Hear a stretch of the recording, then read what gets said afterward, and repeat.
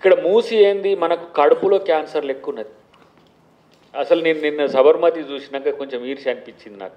మన ఏఐసిసి మీటింగ్కి పోతే వాళ్ళు కోర్స్ నాకు తెలిసి 70% ఆఫ్ ది సబర్మతిని చేసిండ్రు. 35 కిలోమీటర్స్ మనకు ఈ కాసారంతో కూడిన మూసి ఉంది. అటు తర్వాత ఉండేది మా నల్గొండ జిల్లా, మాకు అటు ఉంటుంది. అక్కడ మనం ధరలు కట్టాల్సిన సందర్భం లేదు. మురికిన దానికి ఇవ్వకుండా ఎస్పీ ఏంది అంటే ఎస్టీపీలను ఏర్పాటు చేసడం, లేకపోతే ఆల్టర్నేట్ మురుగు వ్యవస్థను ఏర్పాటు చేయడం, 2 రకాల ప్రపోజల్స్. దానికి కన్సార్షియమే చేసినాం. ఒకళ్ళు కట్టేట ఆయన, ఒక ఆయన మెయింటైన్ చేస్తే ఆయన, ఒక ఆయన పైసలు వచ్చి తీసుకుంటే ఆయన. ఇప్పుడు మనకు మూసి నుంచి రూపాయి రావట్లే.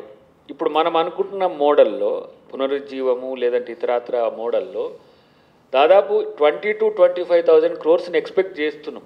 ఆ మనం 2,000 అప్ అండ్ డౌన్. అది బీఆర్ఎస్ ప్రపోజల్స్లో ఉన్నాయి. అవి కొత్తగా ఏమి కాంగ్రెస్ చేసింది ఏం కాదు. దానికి అదనంగా ఏంటంటే ఎక్కడెక్కడైతే భూములు మిగులుతాయో, నది తీర ప్రాంతాలు, నది గర్భము, నది ఒడ్డుకు, ఇట్లాంటి ప్రాంతాల్లో G+3 అర్బన్ హౌసింగ్కు సంబంధించిన ఇవి కూడా ఉన్నాయి. ఏంటిది ఫండ్స్ దాదాపు 4,000 కోట్లు ఉన్నాయి సెంట్రల్ గవర్నమెంట్ దగ్గర. మనం తీసుకొచ్చి G+3 కట్టించి ఇప్పుడు మనం ఈడ హుసేన్ సాగర్ పక్కన చూస్తే ఆ కాలనీ ఇప్పుడు ఎంత అందంగా ఉన్నది. నేను పాటిగడ్డలో ఉన్నప్పుడు చూస్తుంటే, ఇప్పుడు వచ్చేటప్పుడు మన దగ్గరికి వచ్చేటప్పుడు ఇట్లా వస్తున్నా, ఆ బస్తీ ఇందిరా కాలనీ అని ఉన్నది. G+3 కట్టింది. అట్లాంటివి మనం నది గర్భం, నది బయట కట్టొచ్చు, రోడ్డు కావాల కట్టొచ్చు. అక్కడ హై రైజా, కమర్షియలా, లేకపోతే అక్కడ ఉన్న వాళ్ళకి డెవలప్మెంట్లో ఇన్వాల్వ్ చేయడం, ఇదంతా ఒక అది ఉంది. అది రేపు ఎవరికో అవుట్ సోర్సింగ్కి ఇచ్చినాం, వాళ్ళు దానికి సంబంధించిన ప్రపోజల్ వస్తే మూసీని చేస్తే నది వేగం. నేను 15 బ్రిడ్జీలను తిరిగిన, కావాల్సిన మొన్న సబర్మతి మీద తిరిగిన. ఎందుకు అహ్మదాబాద్లో చిన్న సిటీనే, మనతో కంపేర్ చేసుకుంటే పెద్ద సిటీ ఏం కాదు, గాంధీనగర్ సైడ్ కొంత ఎక్కువ ఉన్నది. కానీ ఇప్పుడు మనం చూడండి, ఒక్క బైక్ తీసుకొని ఎల్బీ నగర్ నుంచి మనం బయటికి వెళ్తే అక్కడ మాదాపూర్కి ఎక్కడికో పోవడానికి పరిస్థితి ఏంది. అదే మీరు ఇంటర్నల్గా దాదాపు 18 to 20 చేయగలిగితే హైదరాబాదు దాదాపు ఇప్పుడు 50,000 కోట్ల పైచిలకు రెవెన్యూ ఇస్తున్నది. కానీ హైదరాబాద్ వ్యక్తికి మనం ఏమి ఇస్తున్నాం? స్ట్రెస్ ఇస్తున్నాము, కరెక్ట్ టైంకు ఆఫీస్కి పోకుండా చేస్తున్నాము. అక్కడ దరిద్రపు రోగాలు వస్తున్నాయి. ఆ చుట్టుపక్కల ప్రాంతంలో దాదాపు 35 కిలోమీటర్ల దూరం ఉన్నప్పుడు కనీసం బేస్ చేసుకొని, ఇప్పుడు అప్పుడు రాజశేఖర రెడ్డి గారు ఉన్నప్పుడు 5 TMC ఇండస్ట్రియల్ అవసరాల కొరకు ఎల్లంపల్లి నుంచి తీసుకొస్తా అన్నాడు. తర్వాత నది ఏమంటారు, మన తాగునీటి కోసం 5 TMC వాడుతా అన్నాడు.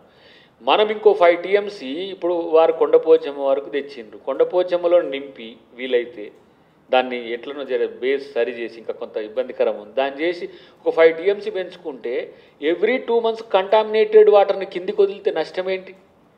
2 ఉస్మాన్ సాగర్లో, హిమాయత్ సాగర్లో మనం పెట్టుకోగలిగితే 2 ప్రాజెక్టుల నుంచి కూడా మంచి నీటే తెచ్చుకోవచ్చు. అక్కడ సాగునీటి ఇప్పుడు ఉస్మాన్ సాగర్ నుంచి సాగునీటి వ్యవస్థ విధ్వంసమైంది. ట్రెడిషనల్ సాగునీటి వ్యవస్థ. నేను ఎప్పుడో పుప్పాలు కూడా ఆ ప్రాంతంలో నేను తిరిగినప్పుడు చూసేది, ఆ కెనాల్ నుంచి వచ్చే వాటర్నే తాగేటోళ్ళు.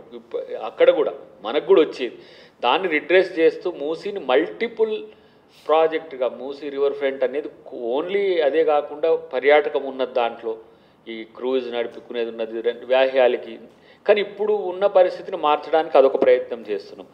ఇక మిగతా హైదరాబాద్కు సంబంధించిన ఇప్పటికి 23,000 పైచిలకి ఇండ్లు ఇంకా ఖాళీలు ఉన్నట్టుగా ఉన్నాయి. ఇవంతా కూడా మా ఎజెండాలో ఉన్నాయి. బడ్జెట్లో నేను నీకు దీంట్లో ఉండే లెక్కలు నేను దీంట్లో వేయగలను, మీకు చూపించగలను. కానీ ఉద్యోగాలకు సంబంధించి ఈ అంశం ఉంది.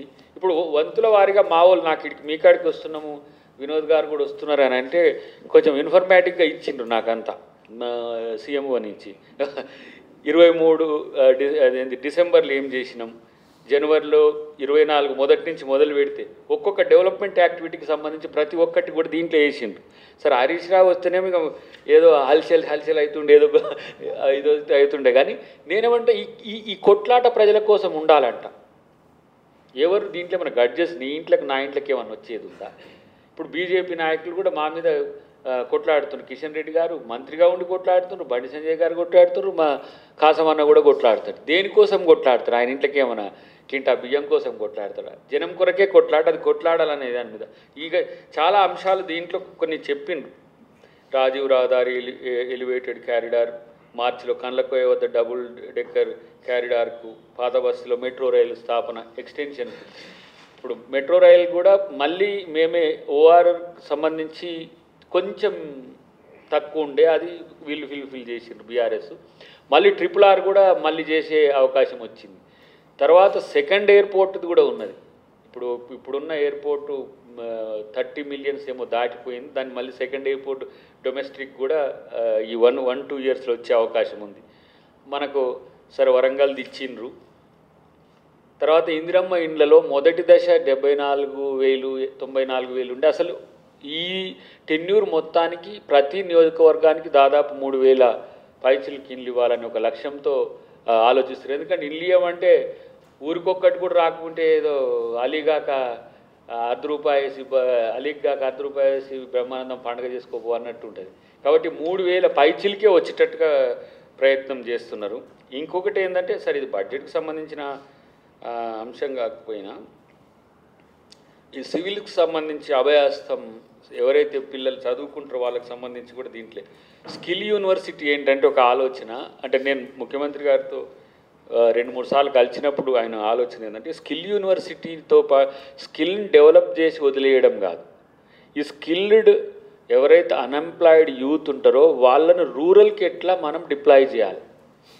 ఒక స్టార్టప్ నిధి లాంటిది పెట్టి ఒక 10,000 కోట్లతో 20,000 కోట్లతో స్టార్ట్ చేసి కుటుంబ కుటీర పరిశ్రమలను ఏర్పాటు చేసుకొని హైదరాబాదే బేస్డ్గా కాదు, రూరల్లో ఎంతో ఎంప్లాయ్మెంట్కి అవకాశం ఉన్న స్కోప్ను కూడా చేయాలని ఒక ఆలోచన ఉంది. ఈ యూనివర్సిటీ కేవలం ఏంటిది బయటి రాష్ట్రాలలో ఇక్కడ రాష్ట్రాలలో వచ్చి ఇక్కడ ఉన్న అవకాశాలు తీసుకోవడం కాకుండా ఒక అంచనా. చాలామంది మీ అందరికీ కూడా తెలుసు, వాళ్ళు ఈ ఏంది దుబాయ్ సౌదీ అరేబియాలో ఉండే మన ఎంప్లాయీసే స్కిల్డ్ లేబర్ అనే దానికంటే స్కిల్డ్ ఎంప్లాయ్మెంట్ ఇవ్వగలిగిన యూత్ 15 లక్షల పైచిలుకున్నారు. వాళ్ళు అక్కడ పోయి కాని దేశంలో పోయి బతుకుతూ ఉన్నారు. వాళ్ళని ఎట్లా తీసుకురావాలి, అది కూడా అట్లా అంటే చర్చ ఉంది. నేను ఇది ఏంటంటే మన రూరల్ యూత్కి కూడా ఎంప్లాయ్మెంట్ ఒక ఎంప్లాయీ 20 మందికి ఎంప్లాయ్మెంట్ ఇచ్చింది అనుకోండి 33 జిల్లాల్లో. మండలం స్థాయికి కూడా ఎంటర్ప్రీనర్షిప్ను మనం డెవలప్ చేయడానికి స్కిల్ యూనివర్సిటీ ఒకటి. స్పోర్ట్స్ యూనివర్సిటీకి సంబంధించి సరే అది ప్రతిభను పెంచడం, అంతర్జాతీయంగా పోటీలు పెంచడం. అసలు ప్రధానమైన అంశం మీరు విద్యా వైద్యం. ఇది దీనికి ఎస్సీ లేదు, ఎస్టీ లేదు, బీసీ లేదు, ఓసీ లేదు, మహిళ లేదు, మైనారిటీ లేదు. ఇది యూనిక్గా మనం ఇవ్వడానికున్న ముందున్న ఏంటి, మనకున్న సవాళ్ళు ఏంటి, మనం ఏం చేయగలం. ఇప్పుడు విద్యకు సంబంధించి సరే ఇంటర్నేషనల్ స్కూల్స్ అనేవి స్లోగా స్టార్ట్ అయినాయి. ఇప్పుడు 33-34 నుంచి మొదలైనవి. అవి 200 నుంచి 300 వరకు ఈ 2-3 సంవత్సరాలను ఏర్పాటు చేయాలనేది ఒక ఆలోచన ఉంది. అది అంతర్జాతీయ స్థాయి లేకపోతే స్కిల్డ్ లేకపోతే వెరీ ఫైన్ ట్యూన్డ్ స్టూడెంట్స్కి ఉపయోగపడతాయి. వీటినే కాకుండా ఇప్పుడు పబ్లిక్ ఎడ్యుకేషన్లో స్కూల్స్ను ఇంతకుముందు ప్రభుత్వం ఒక 7,000 కోట్లు పెట్టి దానికి అవస్థాపన సౌకర్యాలు మిగతా చేయాలని ఒక ఆలోచన చేసిండ్రు. వాళ్ళు కొంత ఖర్చు చేయగలిగిండ్రు. వాటిని రిడ్రెస్ చేసుకుంటూనే మనం మొన్ననే డిఎస్సికి సంబంధించి ఫుల్ఫిల్మెంట్స్ అయినాయి కొన్ని. మళ్ళీ ఒక 10-15 వేలు మళ్ళీ మనం నింపడం వల్ల స్టాఫ్ పెరగడం ద్వారా యూనివర్సిటీస్కి కూడా పెరగడం ద్వారా ఏమవుతుంది, వాటికి మళ్ళీ జీవకళ వస్తుంది. జీవకళ అంటే ఎంతో కొన్ని ఎందుకంటే మా ఆవిడ టీచరే కాబట్టి నేను కొన్ని స్కూళ్ళను కూడా అప్పుడప్పుడు పోయి చూస్తుంటే టీచర్ స్టూడెంట్ రేషియో చాలా కొంచెం గణనీయంగా పడిపోయింది. వాటిని మనం చేయాల్సిన సందర్భం ఉంది.